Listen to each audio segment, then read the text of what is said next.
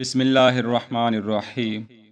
البدایہ و نہایہ جلد ہشتم میں امام ابن کثیر علیہ رحمہ بیان کرتے ہیں کہ یزید ملعون کی عبرتناک موت کے فوراً بعد 66 ہجری میں مختار نے قاتلان حسین رضی اللہ عنہ کو قتل کرنے کے لیے تلاش شروع کر دی تھی۔ کوفہ کے اشراف میں اکثر و بیشتر قاتلین حسین کے گروہ کے لوگ بھی شامل تھے۔ انہوں نے فیصلہ کیا کہ مختار اور اس کے گروہ کے لوگوں سے بغاوت کی جائے تاکہ ان کا کام تمام ہو سکے۔ چنانچہ مختار کے ساتھ ان کی جھڑپ ہوئی، جس کے نتیجے میں مختار نے ان کے قریب 500 افراد قیدی بنا لیے۔ ان میں سے اس نے صرف ان لوگوں کو قتل کیا جو قاتلین حسین کے لشکر میں شامل تھے، اور ان کی تعداد 250 کے قریب تھی۔ انہی بھاگنے والے اشراف میں شمر لعین بھی تھا۔ مختار کو جب معلوم پڑا تو اس نے اپنا ایک غلام زرنب اس کی تلاش میں روانہ کیا اور حکم دیا کہ اس کا سر کاٹ کر میرے پاس لاؤ۔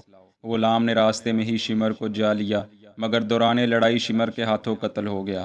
شمر نے ایک خط لکھا اور جس بستی میں وہ ٹھہرا ہوا تھا وہاں کے ایک کافر کے ہاتھ وہ خط مصعب بن زبیر کو بھجوا دیا۔ وہ کافر خط لے کر نکلا تو راستے میں اس کی ایک اور کافر سے ملاقات ہو گئی۔ وہ اسے لے کر ابو عمرہ کے پاس چلا گیا۔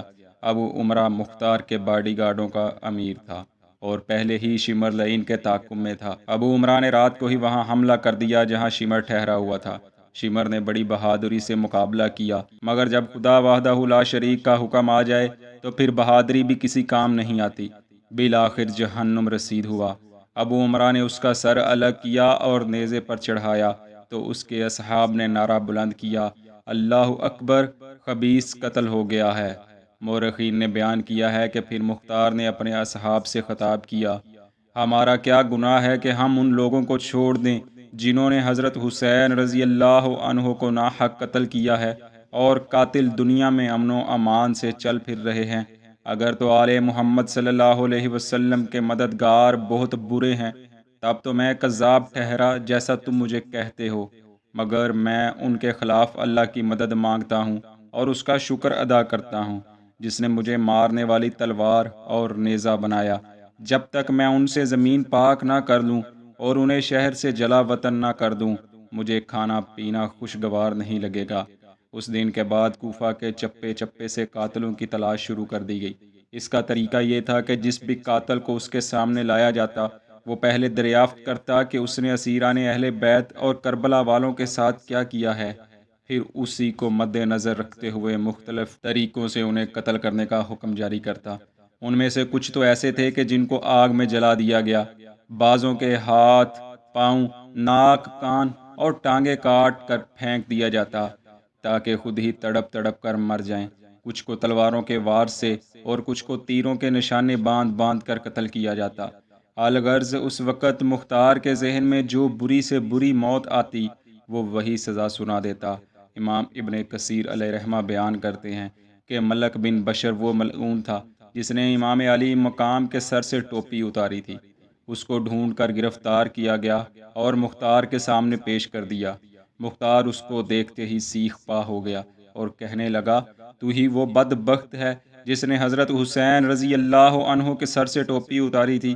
اس نے کہا، ہم سے غلطی ہوئی، ہم پر احسان کر۔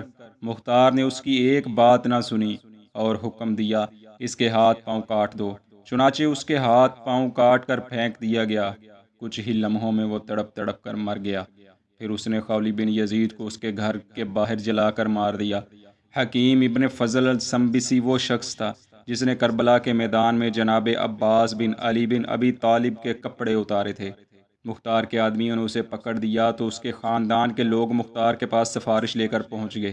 مختار کے جن سپاہیوں نے اسے پکڑا تھا انہیں معلوم پڑا کہ حضرت علی رضی اللہ عنہ اس کی سفارش کے لیے گئے ہیں، تو انہوں نے حکیم بن فضل کو راستے میں ہی قتل کر دیا اور اس کا سر لے کر مختار کے پاس جا پہنچے۔ پھر باری آئی اس ملعون کی جسے یزید بن مختار کہا جاتا ہے۔ یہ وہ شخص ہے جس نے جناب عبداللہ بن مسلم بن عقیل کو شہید کیا تھا۔ مختار نے اس کی طرف جب اپنے آدمی بھیجے تو انہوں نے اس کے گھر کو چاروں طرف سے گھیر لیا۔ وہ باہر نکلا اور ان سے جنگ کرنے لگا۔ بالآخر اسے تیروں کے ساتھ زیر کیا گیا اور ابھی اس کی سانسیں باقی تھیں کہ اسے آگ جلا کر اس میں پھینک دیا گیا۔ الغرض کوفہ میں کسی بھی لشکر یزیدی کے سپاہی کو نہ چھوڑا گیا۔